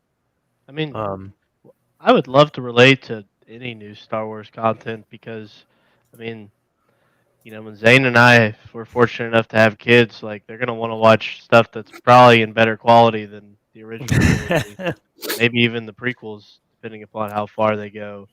And it's like I'd love for them to have good, fun characters to relate to, but if they're gonna keep putting out shitty writing and shitty characters, not the people that play them. They are not shitty characters. It's just it's the writing. Yeah, I mean, if they do good writing, it fixes everything. But they have not shown a track. They've showed track records of certain parts, episodes, sequences. Well, they just can't. For me, it was like Finn and Poe had great writing, but it was supposed to be about Rey and Kylo. You know, it's like, wait a minute, you have these two characters that, like, you had so much potential to do whatever with the two of them. Oh, yeah. Their writing was great for those characters. And they were relatable characters, once again. At first. I would agree. Absolutely. Yeah. Last week, we really jumped on that, killing about Finn. You could have done so much with Finn alone. And that relationship with Rey, and you just screwed it up, guys. Again, Pete's sake. They took the wrong side of the coin, man. There was a coin flipper where they could have gone with after Force Awakens, and Force Awakens was all right, but the stuff that comes after, it's not. It was a New Hope remaster. It's just pretty okay. It's just not even worth watching because you're like, I know the so garbage that comes after it. I have no reason to ask this question just to piss people off. So we saw in Force Awakens the super weapon, which was a planet, an ice planet called Alien, which was actually they did some that was in canon. It was canon, and I think it was taken out of canon and then it was put back in canon. But they did not Sinar Fleet. Someone was out. There was a shipyard, and so they built ships and stuff there too. You see that in Galaxy at War. What was that game? That RTS? Empire at War. Empire at War. Did you ever play that, Cam? It's fun. Oh my god. So you had it was you build a super.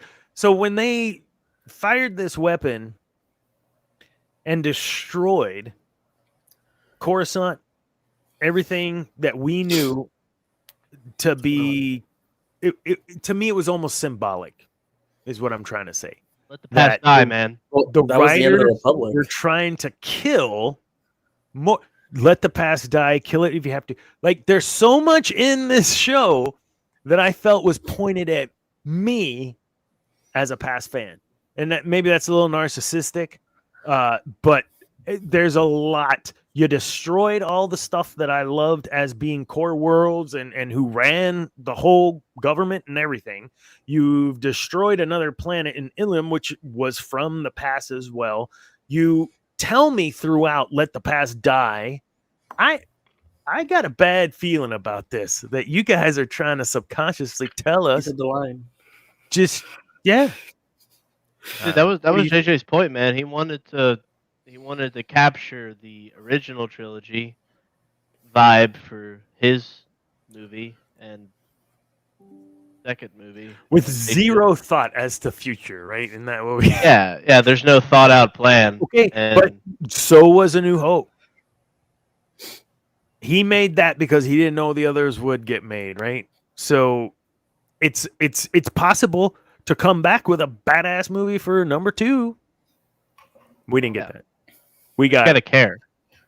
You gotta care and actually like the thing that you're making and have a plan for characters. And doing a trilogy that was directed by 3 different people, and those people aren't in the writing room together, just makes absolutely. It is amazing to me. No sense, because if we handled our everyday work like those imbeciles at Lucasfilm have handled their $4.5 billion investment, we would have got fired 8 years ago, maybe 9. But you can't, because then you would admit that you effed up, right?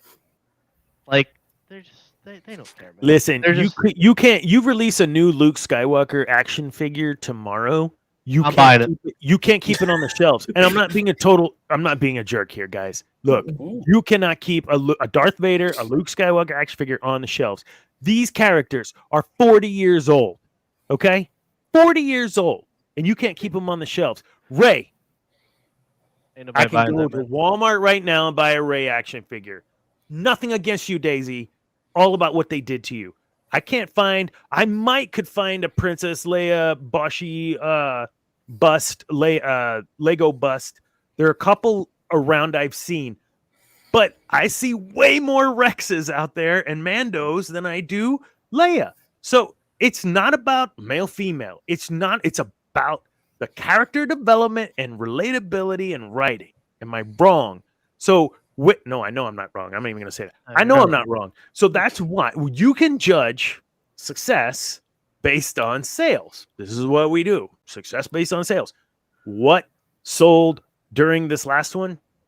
It wasn't Rey, and it wasn't Poe, and it wasn't Finn. No. Dude. Old action figures outsold new action figures. Any re-release, Black Series, whatever, of old characters outsold the new characters. That's gotta hurt financially. I don't understand why it's not hurting them to the point of correcting their error and setting that ship straight, unless Cam is right and they just hate us. No, they hate us. Dude, that last command thing that you sent, Zane sent from the Hasbro thing that I think we determined it was legit. That thing's selling for almost $100. 3 of those characters aren't even canon. They're not even canon. Dude, you go to your local Barnes & Noble, they've got the Legends books on the bottom shelf of the Star Wars section, and you can't find any of them. But you could find any new canon book you want to find up there. Dude, they don't care, man. They don't care. And it sucks because nothing's going to happen until, I've said it before, nothing's going to happen until we stop paying them for it. But we got the hope. We're like Luke Skywalker in Return of the Jedi, man. We're hoping for something good. But I'm going to end up old and cranky like Jake Skywalker. The attention to detail. I still haven't seen 9. Really? Are you really? So when I was like all the cultish stuff, you had no idea what I was talking about? Surely you know what I was talking about. Honestly? Well, I mean, I knew what you were talking about because I'd seen other things talking about it. But are you I hate to say it, I kind of put my money where my opinion is. Okay, good. Do you have a Disney Plus subscription? Oh yeah, I mean I can totally watch it now. Just watch. Yeah, do not watch it. We want to know your thoughts. Yeah. But that's the whole thing is like I was so disappointed with the way that 7 and 8 went that I'm like, why am I going to sit in a theater and watch this with crappy popcorn and loud people when it's going to be trash? Oh, but I Kat, watched it 3 times in the theaters. dude, you I'm missed so sorry. you missed like the greatest part. You missed all the booze in my theater when Oh you said my Ray goodness. Skywalker. That was a Well, you know, an I mean, all-timer moment. if I turn it into a drinking game, I'm going to get alcohol poisoning. Oh no, yeah, And they'll no, probably put me on a list that I'm not allowed back in. no. Dana Um, Dana was like wanting to like do a whole walkthrough of them, and I told him I was like, I'll do it for the pod, man, but I'm gonna have to send a bill for all the alcohol I'm gonna have to consume for 8 times. Yeah. Oh, Long one. Because yeah, I mean, but I mean, that's really the point. Is our hope? We're hate watching things, and then they're continuing to make them thinking that they're doing the right thing. Yeah, it's a shame that David has dropped off. Darth Zane, David Furr over at Cantina Happy Hour, MCU Mondays. It's a shame he's dropped off because I think that's a good point to what he was saying. That sometimes I think we have these expectations. We already have this history with the story, and anything outside of the expectation is just it's not good enough. And I get that. Like I read those books and I was like, what do you mean you're gonna kill Chewbacca with a friggin' moon? Like what? Huh? Well, That's I mean, dumb. But my I hope- cried because they My built hope it was up. really they were going to get beyond the Skywalkers. Mm. That was really my hope. So I was like, okay. Yeah, I don't know who you when I are. That's not a thing. When I watched 7, I was like, okay, are we getting away from them? Oh no, okay. Well, hold Let on. me You're not a fan of the Skywalkers, or you think their time is done? I think their time is done. I think we want to hear other stories, and it's time to get off the Skywalker train. Well, Kat, I've got great news for you. You're getting that. Well, yeah. You're getting that. They're all dead. There ain't a one left. You know, There's not honestly, a one left, brother. they'll find another one. That hurt. Like at the end, like when I realized that, Cameron, that there is no more. And to David's point, like in you, Kat, we grew up with this stuff of Luke being this person, this persona, not just a person. But like, give me some Mara Jade. Give me not a Skywalker.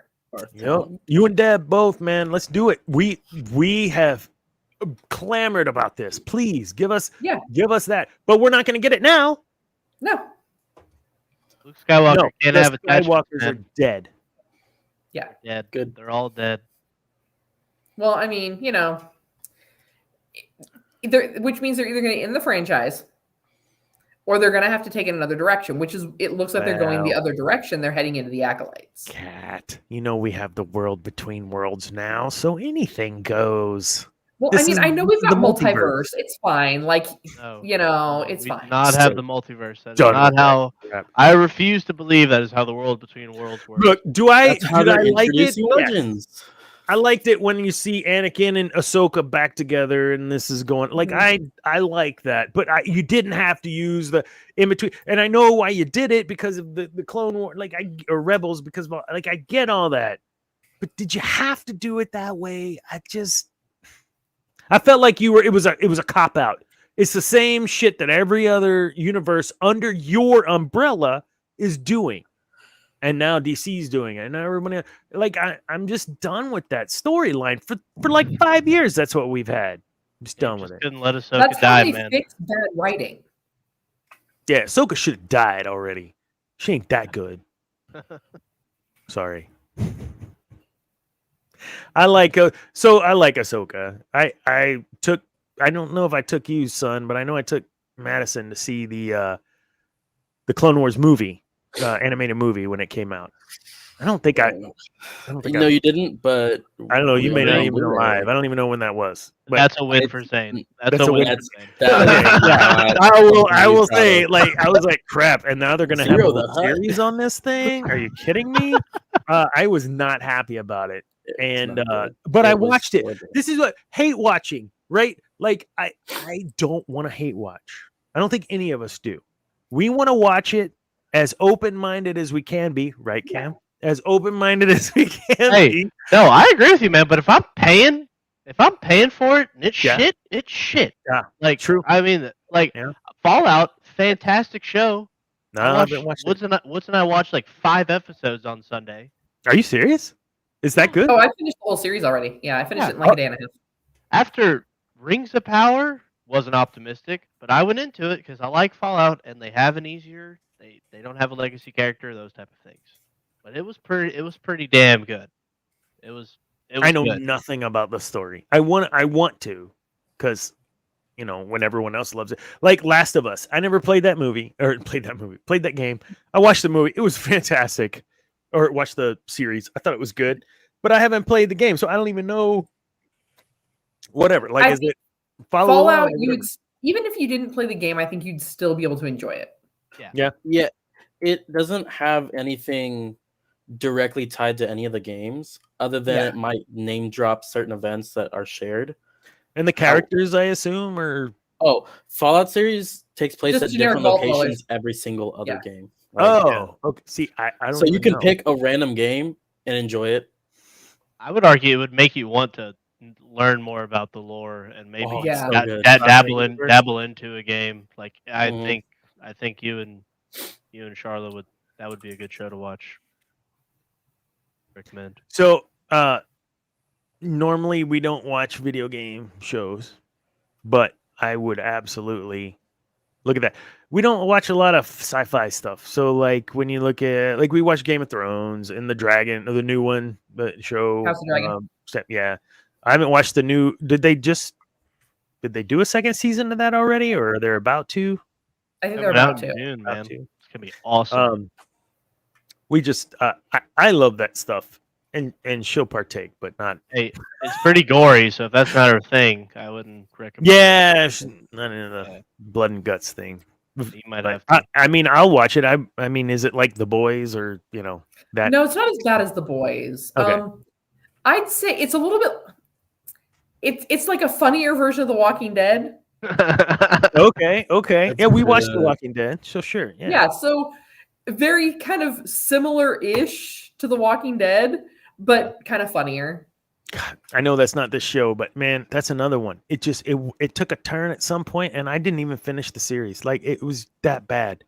I went back and finished it just because I needed to. I'm a completionist. Mm-hmm. Yeah, I never finished the second part of the last season. That last whatever. I just finished it because I'd kind of fallen off of watching it. Same thing. Like, at some point the writing just went weird.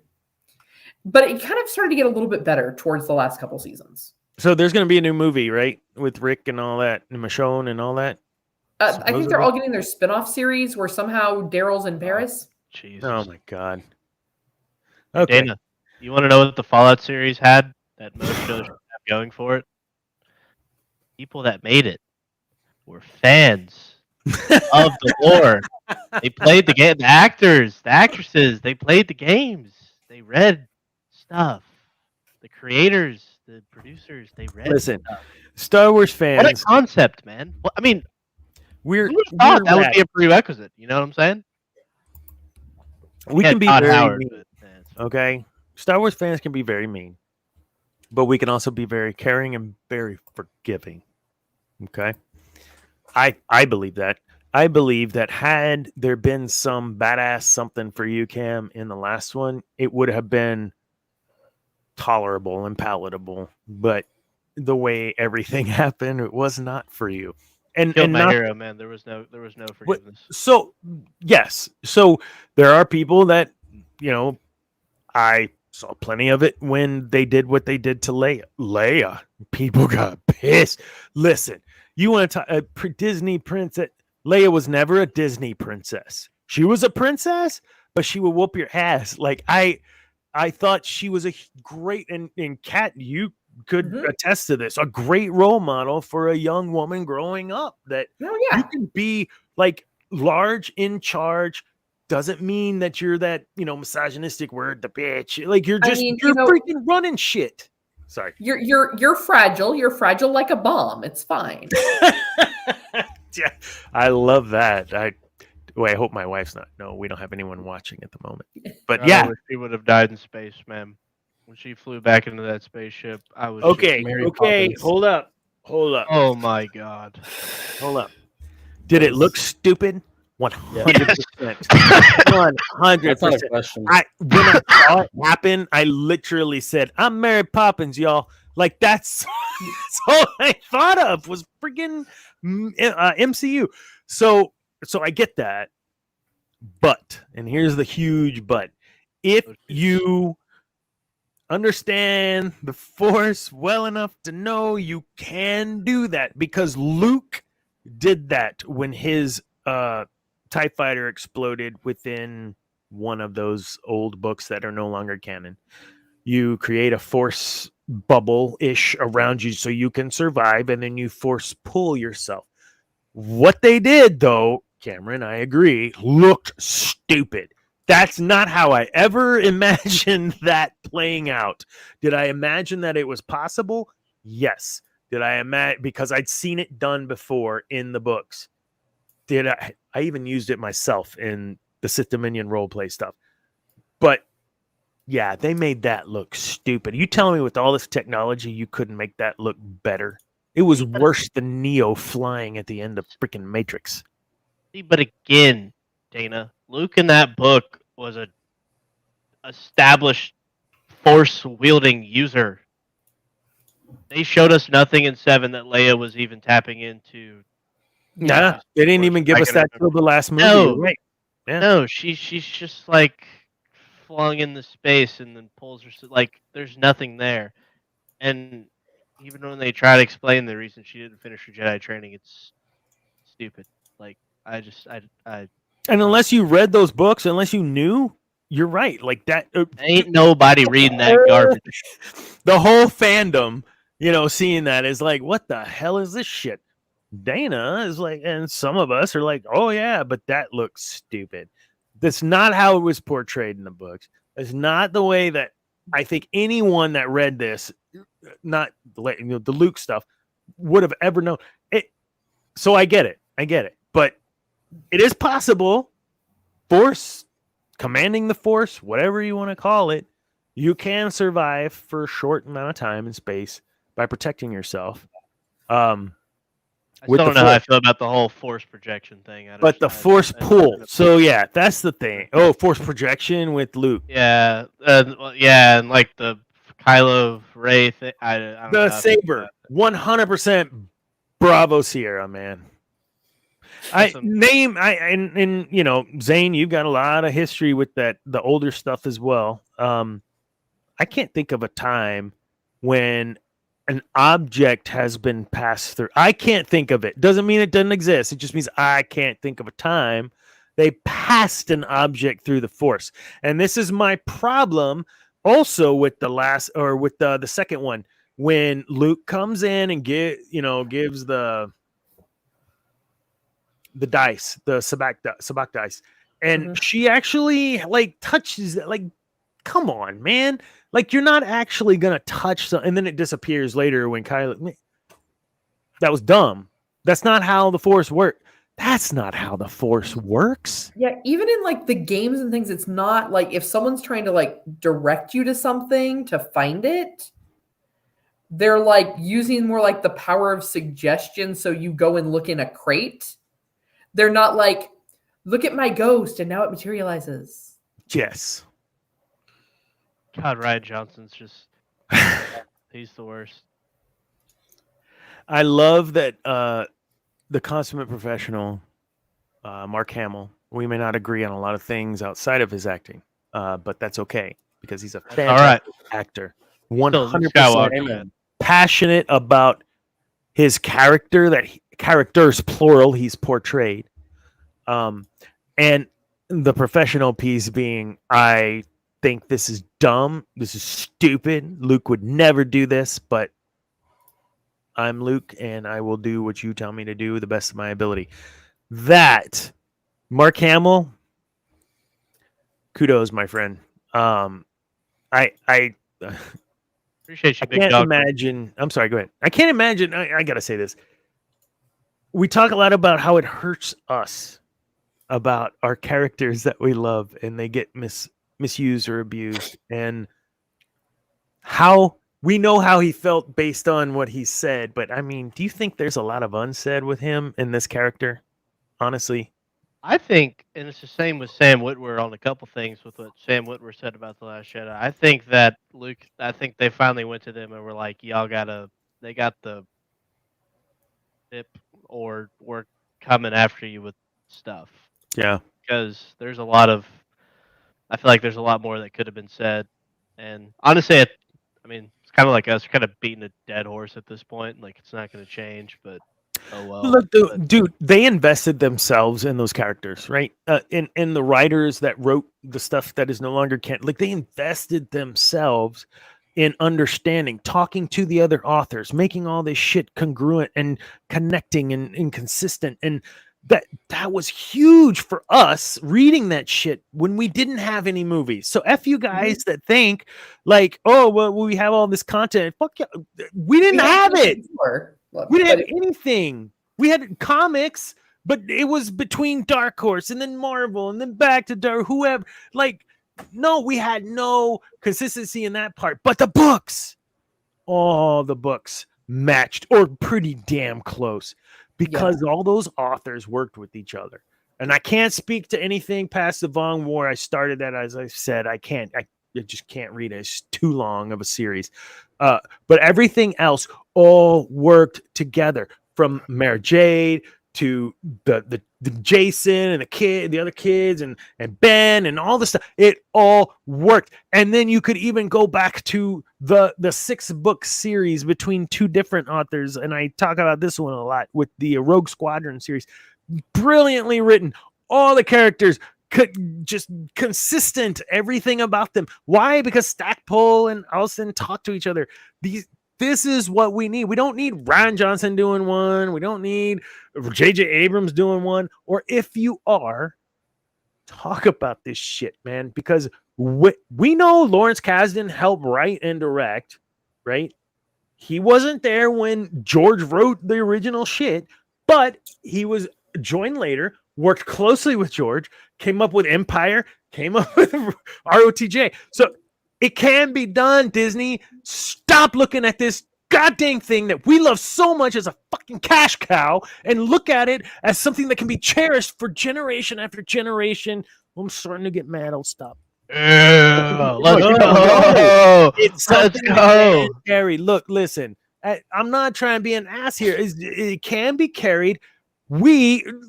I have a third generation fan in my son. 3 generations of people love Star Wars. Why can't we make it a 4th? If you're just depending on children, like you continue to do, you're not going to make it, man. Because children and even 20-year-olds, a lot of them don't have jobs. So how are they going to buy the shit? You're missing out on the fans that actually make a living and can buy the shit. If that's what you want, is the cash cow, then give us what we want, which is good, enriching stories to our lives, enriching stories to our communities, enriching stories that we can take with us and live out the rest of our lives, like Cam does with Luke. He loves Luke. And he will do what you've written Luke to be up until a specific point where he's no longer that Luke. I'm not interested. Again, you're right, Cam. We don't want to beat a dead horse here, but you guys, Lucas, have given up to have yielded to, Lucasfilm has yielded to Disney's cash cow model. And we're not going to get the content I think we want if that's the model they continue to follow, and I'm done. Sorry. Dana, hopeful though. Acolyte's going to be awesome, and then we're going to get Keanu Reeves as Tales Darth of the Revan, man. Empire. Acolyte teased. Yeah, we got to get Keanu Reeves as Darth Revan, man. I'll forgive 25%. So let's recap. I thought you said 30%. We've already been on 2 hours almost. I got to stop this. Wait, where are you at? What were you going to say? I don't want to interrupt you. Go ahead. Zane? Oh, Cam said 30%, I thought, last time. I've moved down 25. Well, Maybe 50 after Sonic 3 comes out and he's Shadow the Hedgehog, which is just absolutely Oh. phenomenal. That we gotta give a hand clap for that, man. That was just for a good video game series. exactly. Many of those. So we talked about Jedi Civil War, Dark Jedi, regular Jedi, all that fun stuff. We talked about the impact that had on Galaxy. We talked about Sith. We talked about Korriban. Korriban, we didn't talk enough about. It's just there's so much on that stuff that was written that is no longer canon, but is awesome. We talked about the Sith people, and we talked a little bit about Lost Tribe. Were you guys able to get those books? Yeah, I have them. I have a few of them. Yeah, they're good. They're really good. So I would suggest that as reading. For those of you watching or listening, playing along at home, Lost Tribe books, really good. And we talked about Paul, which was huge and extremely divisive within the Jedi Order, but then even divisive within the Sith Order. It's just divisive wherever he goes. I've talked a little bit about some other things that was touched on Bane, but next episode is where we kind of jump into the Rule of Two, what caused that and where that looks to be heading. And then the last episode on this 3-episode series, we'll be talking about what we got with Palpatine and then moving forward into what we got with Palpatine, because somehow Palpatine returned. Can't just Calling in sick. I can't. I will say, gosh, I sure do hope this works out. We were supposed to have a guest tonight. They were not able to make it, but they are right now in Disney Springs, or maybe actually it's almost 11 there. They're probably done, but or not Disney Springs, Animal Kingdom. DJ Elliott, we're trying to get him on. He'll be on in the next couple episodes. Not next week. He'll be in South Africa, but the week after, May 7th. Looks like we might be able to get him on. That would be super awesome. If you don't know who he is, go check him out. DJ Elliott. You just Google that and you'll find him. Wow, what an episode. Almost 2 hours again. And I swore last time that hour and a half we were going to just stick with those. But great job, you guys. Talking about old stuff, talking about new stuff. And we always end up, it seems, just complaining. And I know that's not what we want to do on the show. But damn it, it's just, we're passionate, right? Peace is a lie. There's only passion. So, what are you guys up to at the end of the week here? You got Zane. You said you had a couple of shows at the end of the week. You have something Sunday. You said. Mm-hmm. Yeah. At Founders Day in Dripping Springs on Sunday. There you go. Next weekend is weekend. Yeah. Next. What is today's? So next weekend's comic book day. Free and comic book May day the 4th. And May the 4th. Awesome. Mm-hmm. We'll come back to you, Kat, because you got a whole slew of stuff to talk about. Cam, what do you got going on this week? Surviving the work week, and then I'm playing golf. Dude, can we go play golf? I would be. Can I play with you guys? When are you playing? Playing with my dad in Huntsville. Okay, never mind. I don't want to interrupt that. That's special time. But if you'd like to play any other time, I am thoroughly down. Oh, 100%. I'll be honest though, I haven't played in I don't think I've played since I've been married to Charla, so like a decade. But I used to be on the high school team. There was that. Well, I'm improving, so I'm not very good. It's all about getting out there with the boys and drinking beer. That's really all it's about. Amen. Zane, how many times have we been golfing? So many. 0. Not one time. Oh my goodness. I'm a terrible dad. No, seriously. Just call me Anakin. No, just let me know. We'll hook up. We'll go play some golf. Yeah. Not you, Zane. Cam. Zane, you almost used the other finger. I know what you're about to do, and you thought better of it. That's great. Sure. You know, there's a dynamic here. Peace among worlds. Peace among worlds. Okay. Kat has a whole slew of things because between Debbie and I think we can cover it, but I know you've got it all covered. So roll. All right. So for all of you that like Star Wars, obviously we are here on the Sith Dominion and we all love Star Wars here. So make sure that you hop on over and check out our podcast on Podbean, Spotify, as well as Apple Music, Amazon podcasts, pretty much wherever you want to check your latest podcasts, you can hear us there. Also, we're going to have a new episode of War of the Stars. It'll be dropping onto our podcast channels tomorrow. Thursday at 8:30, if you hop right back over here to our YouTube channel at Geek News Now Official, you're going to have Cantina Happy Hour, also talking about the Bad Batch. Saturdays, if you want to talk about everything else geeky, we've got the Geek Gauntlet at 9 p.m. Central Standard Time on Saturday. And then for your Marvel fix on Mondays, we will have MCU Monday. And then be right back here Tuesday for the Sith Dominion. And in between, if there's anything else you want to get caught up on, go ahead and hop on over there to geeknewsnow.net. Check out some of our articles, or you can like and follow us on Facebook, Instagram, and TikTok. Fantastic. Thank you, Kat. I didn't make a big deal out of this, but I'll make a big deal out of it since no one's watching. I just hit my 1 year with GNN. I know, right? I released the I don't even know what article it was now. I think it was the April Fool's. I don't know. Whatever. A couple weeks, whatever. Anyways, I've got now, I don't even know how many articles. I had no idea I could write like that. And David, our Grand Poobah, David Gramillion, thank you. Thank you for giving me an opportunity to write in this way. Is way different than writing academically, which is all I'd done really to that point. Oh, and novelization stuff. But articles are a whole nother animal.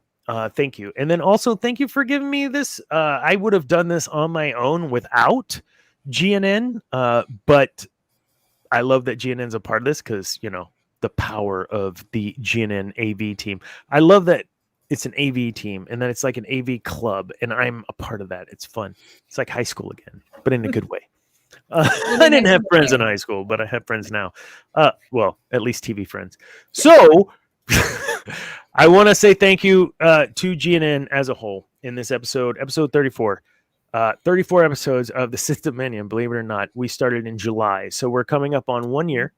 And we'll be. I'm gonna try to do something cross-showy for our big 50th. Because there's so many people like William, who's on other shows, and David, who's on other shows, some other folks that have been very instrumental in what we do here in the Sith Dominion. And I want to try to get them on and spend some time with them too. Kat, especially Debbie. A lot of people think. So when we get to that here in the next 10 episodes or so, it's not that far away. It really isn't. No, it's not. I know. So wanna throw that out there that look forward to that. Look forward to DJ Elliott here in the next couple of weeks. And next week we'll be hitting that middle section of what we know about the Sith. Man, anything else? Any other parting shots? Or are we good, man? That's a full 2-hour show, man. Anything else? I can't hear you if you're muted. I think you're muted, brother. Go watch Fallout on Prime Video. Fallout on Prime Video, and then go talk about. I'm sure y'all talk about that in Geek Gauntlet, yeah. Mm-hmm. Yeah. We're gonna be talking about. You'll talk about that this Saturday. We started, but we ended up taking last week off. But we'll be back at it this week. Very cool. Kat, great to have you back on. Super fun. It's great to be back. Debbie, we missed you, but we had Kat. I know you said we wouldn't miss you, but we did. But I don't want to speak that it's just not Debbie. It's Kat. Just like when we had Debbie, but Kat. Okay. Also, Kat, thank you, because my very first Comic-Con ever in October of last year, I went to, and I sent you so many videos and pictures. You did. I flooded you because I wanted to be the good GNN guy. And I think I became the bad GNN guy by default because I gave you too much. No. Super fun doing that too. It's easy. It's easier to work with too much content than not enough. Sure. And I think I had 2 or 3 other people at events. I think I was at an event that weekend. Oh, it's crazy. Yeah. I got to interview some of your friends that you met too from San Antonio. So awesome. Well, we will see you all next week. Thank you all for joining. For those of you that are listening, come check us out on YouTube to check out some of the video stuff that we pop up every now and then as well. Folks, thank you, Cam. Thank you, Kat. Thank you, Zane. And for everyone out there, remember, peace is a lie. There is only passion. Good night, kids.